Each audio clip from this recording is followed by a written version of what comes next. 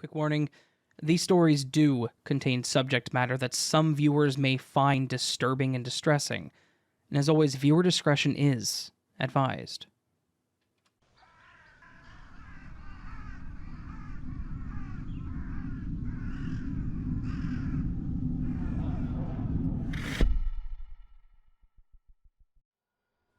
Back when I was a kid, my dad and stepmom would take us to the community pool during the summer. I was the youngest of 4 kids with 2 older sisters and an older brother. At the time of this event, I was around 10 years old. My brother, being the oldest, typically didn't go with us, as he was always doing his own thing. And my sisters were twins and about 15, so they always played together and didn't often include me. This meant that, unless my parents played with me or I found another kid my age, the pool was actually pretty boring for me. However, one weekend, my stepmom planned for us to go swimming, so I begged them to let me take a friend so I would at least be more entertained. Thankfully, they agreed, so my friend Katie came with me. Katie and I had been friends for most of my life that I can remember, and her mom was actually friends with mine, so they were both typically willing and trusted each other's parenting. So, for our pool day, it was my stepmom, my sisters, myself, and Katie.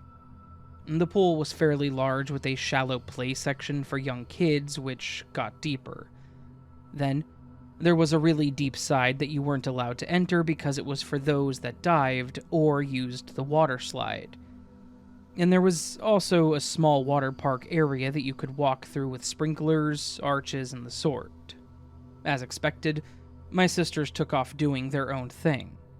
My mom found a covered table and she sat there with our stuff and read, and Katie and I made our way through the shallow end of the pool. At first, we just walked back and forth to get used to the water, and slowly got in deeper until it was about to our shoulders. We were doing what normal kids our age did. Lap races, practicing holding our breath, and then we would just stop and talk as we held on to the side.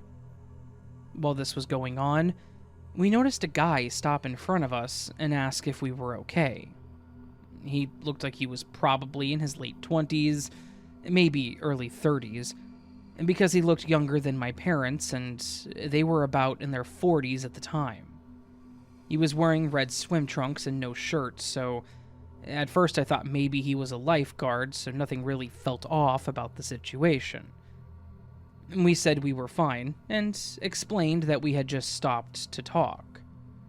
And that's when the guy sat down on the edge of the pool in front of us, and asked if we wanted a drink or something, and we said no thanks, since my mom had brought drinks and snacks for us. He then started asking us what seemed like normal, innocent questions. How old were we? Who were we here with? How long were we planning on being at the pool? These made me think that he could still be a lifeguard, since we had to be with someone 18 or older, so I thought maybe he was just making sure. He even asked if we had tried the diving pool or slide yet. We were both too afraid to try the diving pool, and I think we may have even been too young, but we both enjoyed the slide and said we planned to go later. But then, the conversation turned into something much less innocent. He mentioned that we were both really cute, and that he loved the way our swimsuits looked on us. But he asked if we had ever tried a bikini. Katie immediately said no, and I always got my sister's old swimsuit, so I didn't really get a choice on it. He went on talking about the different ones and what colors we would both look really good in, and he even mentioned how his girlfriend looked really hot in one. We both thought the conversation got a bit awkward, so I mentioned to Katie about getting a snack. The guy again offered to buy us something, but we declined, and without really saying much, we made our way out of the pool. And he said something like, "I'll be here," as he smiled and waved. We went over to our seats and started getting something to eat when my stepmom asked how it was going. We mentioned to her about the weird guy talking about our swimsuits, and she took it as just some boy trying to flirt with us and just to ignore him if we didn't like it. Yeah, really helpful. I also don't think she realized I was talking about a grown-ass man at first. But Katie just shrugged it off, and we sat there eating our pretzels. I guess after some time, we started getting a little louder, messing around with each other and laughing, so my stepmom told us we needed to go elsewhere if we kept that up. So we walked over to the water park side just to do something different. I don't know about Katie, but I know I had pretty much pushed the thought of that guy to the back of my mind, and I was continuing to have fun. That was until we started walking back to the pool, when we saw that the guy was now in the pool, right where we had been waiting around. We decided we would just avoid the pool, or at least any area that he was in as much as possible, and hope that he would just take the hint. So, we walked towards the slides when, unfortunately, the guy noticed us.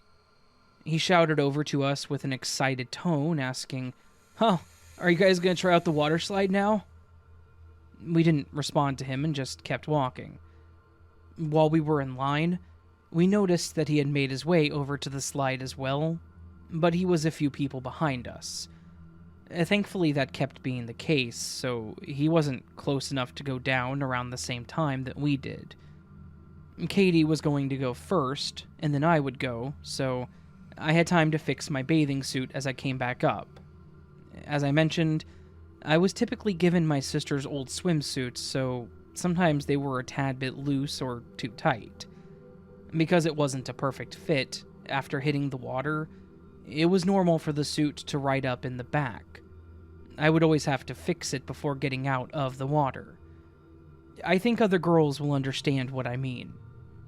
So, after a few trips, I guess the guy was growing impatient and slowed down, timing when to get in line so he would end up directly in front of us. After Katie and I went, we looked around and didn't see the guy anywhere, so we thought maybe he had given up. Feeling a bit relieved, we started to have fun again going down the slide. That's when I finally spotted him again, but he was hanging around the deep end of the pool, with goggles on his head. I felt like someone was watching me, so that's when I started looking around and saw him. He would be looking around in the pool, and then would look over at us, smiling and waving. But he wasn't coming over to us or trying to follow. He was just floating there, I guess. So, we just kept going down the slide, thinking maybe that's what was keeping him away. However, I noticed something as I sat down at the top of the slide, and the lifeguard pushed my back. He was watching us, and as I slid down, he dived under the water. I hit the water, and as I sank down, I opened my eyes. Through the blur, I could tell it was the same guy diving down there staring at me as I tried swimming to the top. I tried to get to the top as quickly as possible and wipe my eyes to focus, but I also had to get out quickly since people were diving and sliding down. But that's when the thought popped into my mind. I was adjusting my swimsuit each time I did this. As I was pulling on my suit, I heard the lifeguards whistling. I thought it may have been at me since I may have been taking longer than necessary, but when I turned around, I saw him coming out of the water too, up the ladder. He had his hands up and said something to the guards, probably apologizing or something, but the guard looked like he wasn't interested in hearing it. So, as I approached the ladder closer to the shallow side, he walked by looking right at me, smiling and then winking. Something about that smile looked devious, and it made me feel sick. I saw Katie already standing against the fence waiting for me, and she looked just as worried. So, we both ran over to the table and sat next to my stepmom again. She could tell that I looked upset, so she asked what was wrong, and I mentioned the guy again. I told her that I thought he was looking at my butt. I hadn't explained this to Katie yet either, so she looked kind of confused as well. She again tried to play it off like it was some kid, but then I mentioned thinking it was a lifeguard, and that's when she started paying attention. She started asking me what the guy looked like and to point him out, but once again, he was nowhere to be seen. She decided to call for my sisters to make them sit with our stuff, and the three of us went up to the counter to explain to them what had happened. They ended up finding the guy as he was talking with another little girl, of course, and he tried to say it was just a misunderstanding, and he was just trying to make sure we were having fun. Unfortunately, because he had a pass that was legit, and he wasn't breaking any rules yet, they couldn't ask him to leave, so we did. We didn't go back to that pool that summer, and we started going to a different one, but it was still a creepy experience. Sorry if some of the details were a little all over the place. I was just trying to remember what all happened. Maybe the guy wasn't doing something sinister, but it definitely felt like it. At least for a couple of very young girls. And why would he be diving under the water just as I was hitting the water?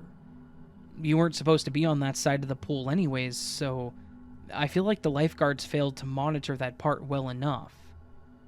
Anyways, that was my experience though, and that's actually why I don't like public pools anymore. At least that's one of the reasons.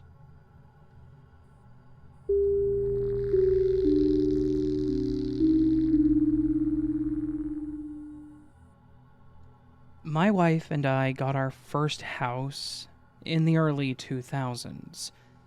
Prior, we rented a place from a family member, but we knew they were wanting to just sell it.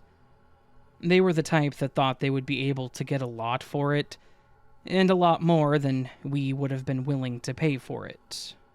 It was a really old house, and instead of fixing or replacing things that were broken, they liked to throw temp fix over temp fix to deal with it.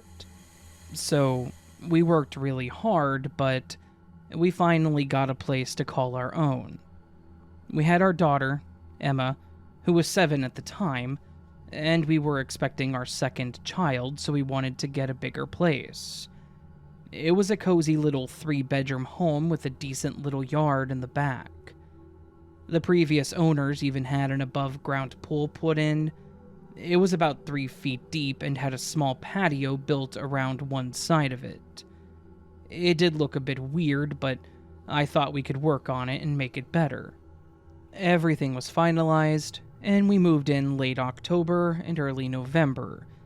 Since it was so late in the year, my priorities weren't on the pool at the time. There were some repairs that the house needed, like a new window, better seals on others, things to get us prepared for the winter first. But my daughter was really excited to go swimming in it, so I knew I wanted to get it all set up for the next summer. One thing I did do, though, was at least look it over. I mean, it was mine now, so whenever I was just out back, I liked to imagine what I wanted the backyard to look like. When we were checking out the house before we got it, we were shown the backyard and the pool, and I looked it over to see if it was damaged or what kind of condition it was in. At the time, it was empty, but it looked pretty dirty, like it hadn't been used for a while. The realtor did tell us that it was an older couple that lived there, and since their grandkids, nieces, and nephews stopped coming over, they didn't feel it was worth it to keep up the maintenance on it. But they did claim that there was nothing wrong with it. No leaks, cracks, or damage. They even left all of their supplies and chemicals in the shed for us. Anyways, I went over to check it out again, and as I pulled back the tarp, I saw a bunch of stuff in the pool. There were several trash bags, a backpack, and a crate or tub. It was later at night, so I was losing light, but I walked over to the backside where the stuff was, and tried picking up one of the bags. It was heavy, but when I let go of it, it fell softly, like it was clothes or something else soft like that. I covered the pool back up and went in to ask my wife if we were storing stuff in the pool. I had a feeling that I knew the answer because, one, it would have been a weird place to store things. We would have had to have lugged it through the house or the side gate, and then walk it up the stairs to get to the top, unless you chucked it over the side. The house was a single floor plus a basement, so why would anyone go through that much trouble? It's not like we had so much stuff that it cluttered the place. And then two, I didn't recognize any of it. All of our baskets matched because my wife did a nautical theme, so they were either a cream or a navy color. This one was brown and made of plastic. Plus, we didn't have any clothes in trash bags. So, as expected, she said no, and I took her out back to show her, and she agreed that it wasn't ours. We had no idea who it belonged to, and admittedly, I didn't check the pool again when we had moved in. I didn't feel the need to.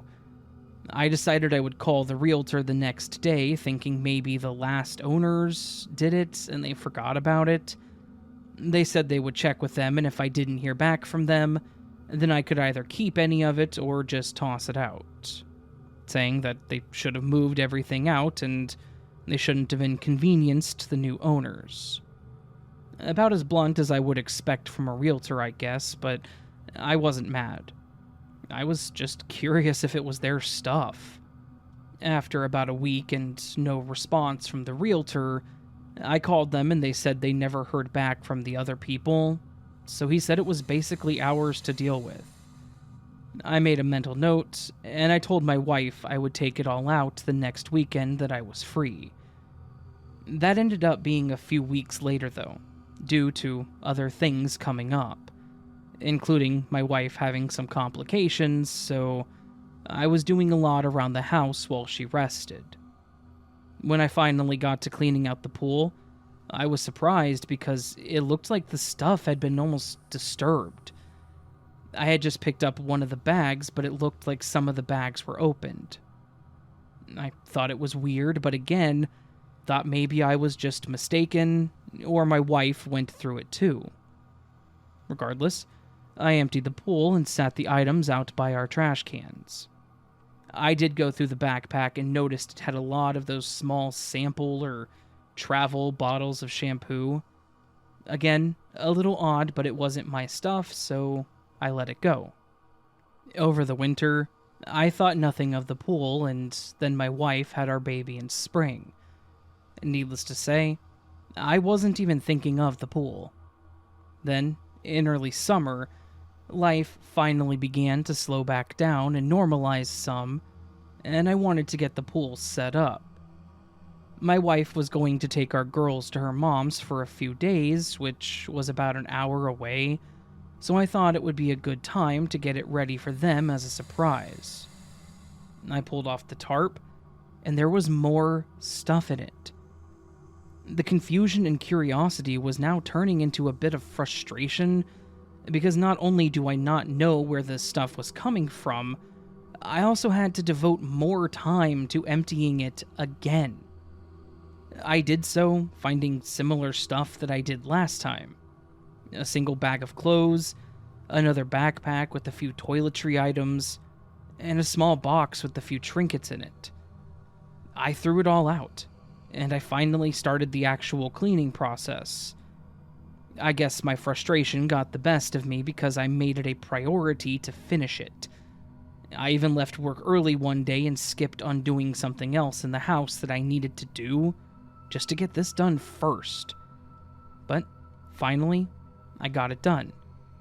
I even rewarded myself with a quick dip by myself. When my wife and kids came home that Sunday, I showed them and I got the reaction that I was wanting. Wife was proud and happy to have a place to relax, and my little Emma was ecstatic. We agreed to go swimming the next day, since it was already supper time and she still needed to eat and everything like that. It was about noon when we finally got around to going swimming, so we all changed and went out back.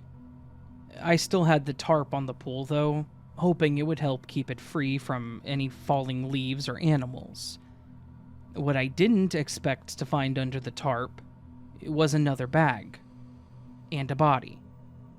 The screams from my daughter and wife were awful, and I hope they never have to scream like that again. But we saw a man floating face down in our pool. I told my wife to call 911 and I jumped in to get this guy out. I don't know how he ended up there, but I prayed that he was not dead for everyone's sake. I was finally able to pull him out on the patio and started doing CPR. He started groaning, so I was hopeful that he was still alive. It seemed like hours before the paramedics arrived, but in reality it wasn't that long. They did say that he was still alive and they took him to the hospital while the police took our statements. The guy did live, thankfully, but we had to go down to the police station. Since he had a backpack on him, they wanted to make sure that he hadn't stolen anything from us. Looking at his belongings, I knew it wasn't our stuff, but it made me think of all the stuff that was in the pool. He had some small soap bottles and a few pairs of pants. So, I asked about his story, and they explained that he admitted he had been sneaking in the back and not only storing his stuff in there, but also sleeping in the pool. He was homeless. He'd been calling that his home for probably years at that point. Then, I threw out all of his stuff and he had to start over. He had a run-in and was not able to get home on the night that I cleaned house the first time, so he didn't catch the trash. The problem was, he moved around when it was dark, so I guess he didn't realize the last people had moved out. Or maybe he thought we wouldn't mess with the pool since it hadn't been touched for so long. He definitely did not expect the pool to be full when he came home one night, and jumped over the side as he normally did. Not only was there the shock of the water, but he went under the tarp.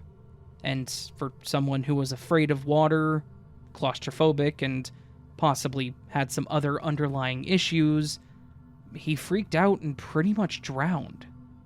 I don't know how he survived being in the water that long, but I guess he just had a strong will to live. I know that there was a decent homeless population in the city over, and my wife had even mentioned thinking that she saw someone at night walking by the side of the house, but we never really pursued anything or thought any more on it. It happened a lot while she was pregnant, so we would check the window or back door, but when we saw nothing, we chalked it up to her imagination, and we teased her that her senses were on high alert from her hormones. She also made the jokes. I wasn't just being mean, I promise. We just never would have thought that this was the reason for it. I know he was technically trespassing, but I genuinely felt bad for the guy. My wife agreed, and we didn't press charges. And in fact, we got him a gift card so he could replace some of the stuff that I had discarded. I got a better pool cover that was actually fitted and couldn't be removed easily. It's better, since I had children anyways, and I try to be a little more aware of my surroundings. I do hope that that man is doing better these days, and not scaring people that just want to use their pools.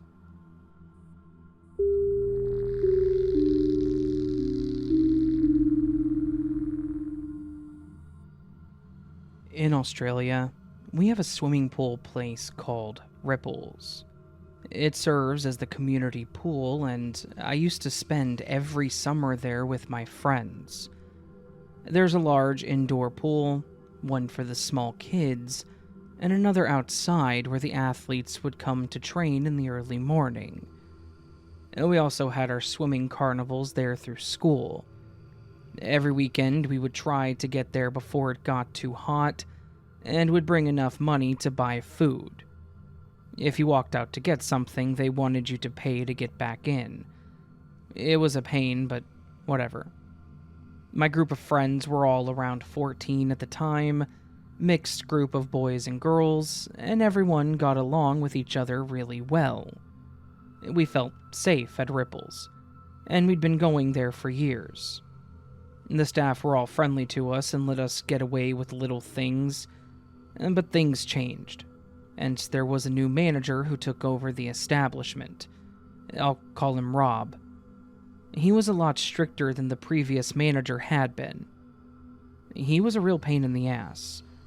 The moment I met him, I knew there was something off about him, but none of my friends thought he was a problem. They all said he was harmless. Anyway, like any other day during the summer, we all met at my friend Baza's place before we headed over there. It wasn't uncommon for us to be in our cozies or swimwear to you Americans most of the day. When I got there, I saw that there was already a crowd beginning to form. I wanted to get to our favorite spot that was a small hill that overlooked two of the pools. It was comfortable. It was our spot. When we got in, we ran to get there, threw down our towels, and to claim the area before leaping in the pool. Okay, fair enough. It was against the rules to run like that, and the lifeguard told us off. I noticed a couple of girls of the group heading to the canteen to get some snacks and something to drink. I called out to them to get me something while they were there, not sure whether they heard me or not.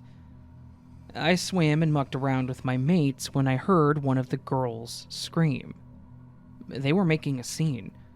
I had no idea why it was happening, but I wanted to know what had happened. I shouted, "You tell 'em," at the girls, and I saw their faces. They looked genuinely upset and not like they were mucking around.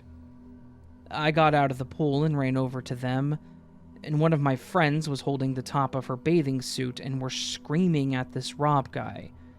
They said he pulled the string to try to get it to fall down, and one of my other friends decided to get violent, and I had to hold him back. Rob, that dickhead, just stood there shaking his head and saying that never happened. The cops were called.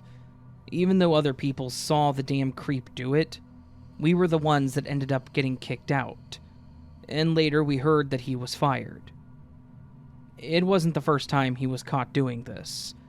I heard through the grapevine that a group of men kicked his ass in the parking lot one day. That was what I heard, but I didn't see it. I guess the story didn't happen to me, but make sure you keep an eye out there for weird people.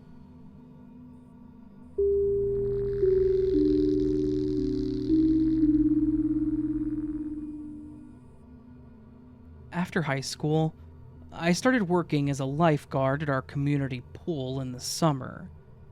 We had an inside and outside pool, so I worked there part-time, year-round while I was in college. For the most part, it was normal. Telling kids to stop running, jumping in the shallow side, just things like that. I rarely had to do anything life-saving, thankfully, though. However, I did still have a fair share of bizarre occurrences that I will never forget. We had a few guys that thought they would succeed at picking up a date at the pool, but it was typically just amusing to watch. There was this one middle-aged guy that often came in, and he always had his hair slicked back. It was obvious he used some kind of product, and even though he is stopped every single time, he will always try to get in the pool without rinsing it out. Pool rules. You had to shower first if you had any kind of hair product, body paint, etc. I've seen plenty of situations that made this rule important, even if it sounds silly to some. So, needless to say, we knew this guy. He would come in, finally shower, and look smug as he walked around the pool looking for some poor girl that was alone. Most of the girls handled it themselves and were able to get him to shove off, but sometimes one of us guys would confront him and have him move along. And again, he would, without any confrontation. So, one time he came in, I walkied over to the others, warning that he was here, and we carried on. I saw him approach one girl, and she ignored him. Then, he found another girl that seemed happy enough to talk to him. I thought maybe it was the glorious day and that he was actually going to find love and just leave people alone. But things started seeming off. She got out of the pool, but he continued to stand there in the water. The water was about to their chests, so I could see his arms and hands when he brought them up to pull back his hair that wasn't staying in place. She came back, and they continued to talk for a few moments, and I moved on, skimming over the pool. I would return my view to them every once in a while, and at one point, something definitely seemed off. She seemed to still be talking, but she was looking everywhere except at him. So I started paying more attention, and I noticed his face seemed to be almost glazed over. He was staring at her, his mouth slightly open and not talking, or seemingly reacting to anything she was saying. So I continued watching to see what was happening in this group. Then I realized his hands were under the water, but towards his front, not his sides. I had a feeling that I knew what was going on. I blew my whistle and I hopped down from my stand. The lady made eye contact with me, and I think it finally snapped in her to get out of there.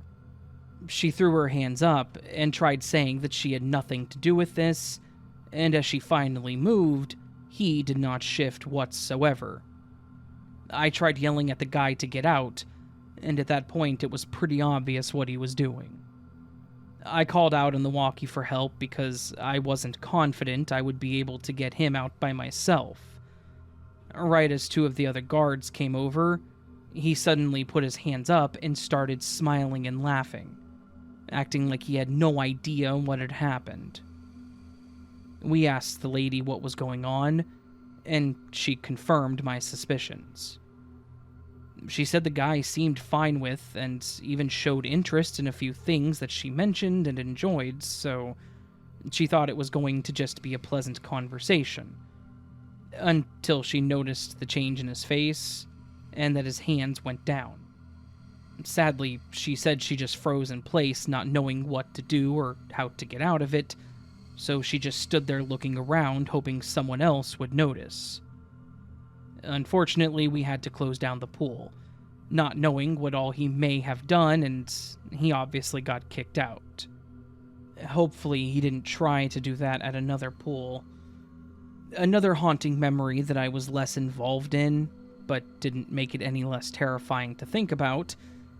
The community center was built in a city that was no stranger to crime.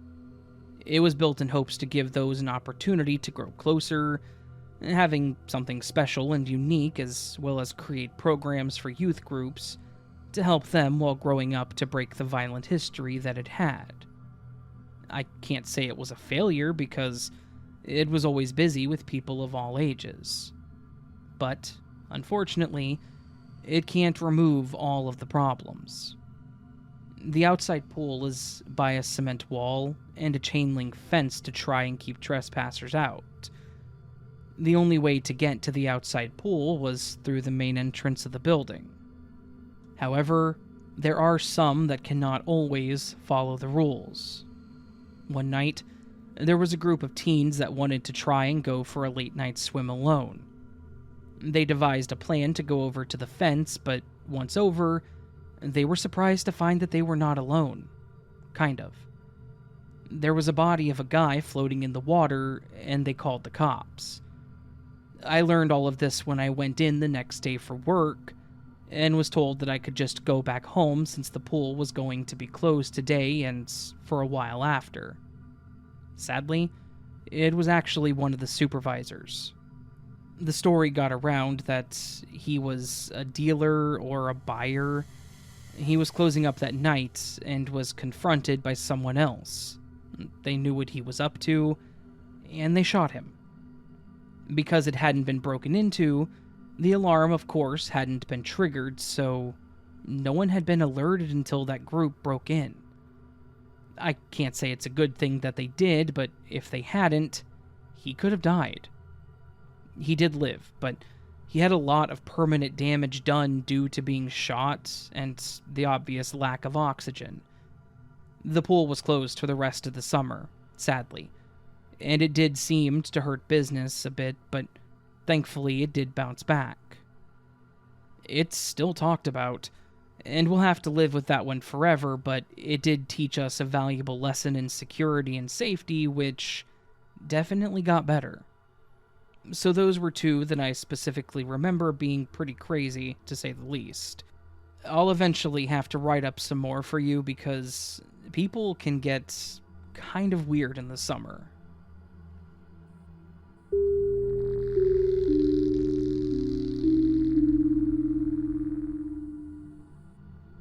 Not a swimming pool, but a swimming hole.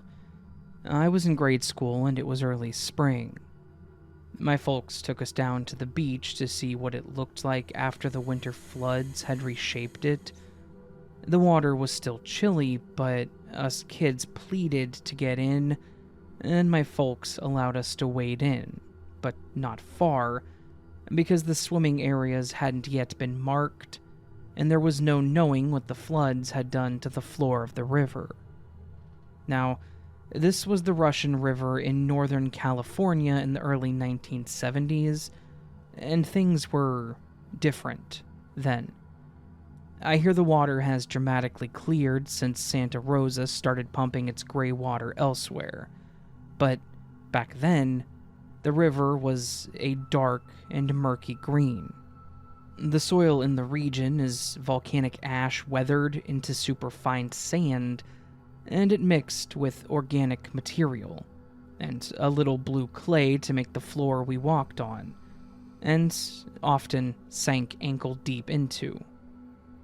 It was soft on my little feet and squished delightfully between my toes, until I stepped on something that my child brain interpreted as a skeletal human hand.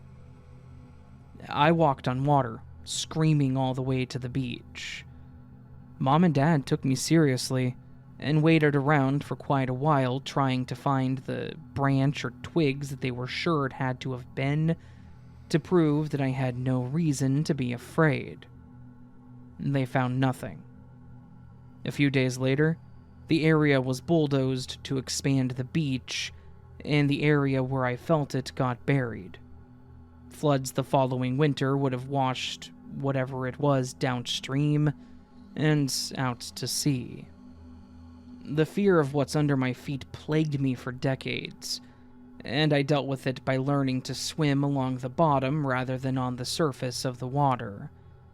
50 years on, I know that it probably was a twig, but that kid who still lives inside of me is not convinced.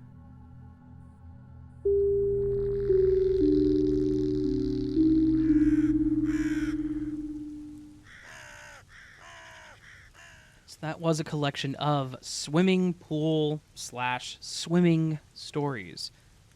Stories that happened while swimming or in water. Fun fact, I can't swim. I cannot swim at all. And some people will say, oh no, it's instinctual to swim. It's something everybody can do. And no, my friends, I cannot swim. I am, or have, I guess, thalassophobia, or am thalassophobic, in that I am terrified of large bodies of water, though thalassophobia does leave room for smaller bodies of water like pools. And yeah, I am actually, I can get in a swimming pool, and after it gets a certain level, I panic. I actually go into panic attack mode. It freaks me out. I cannot swim. I cannot be in water like that.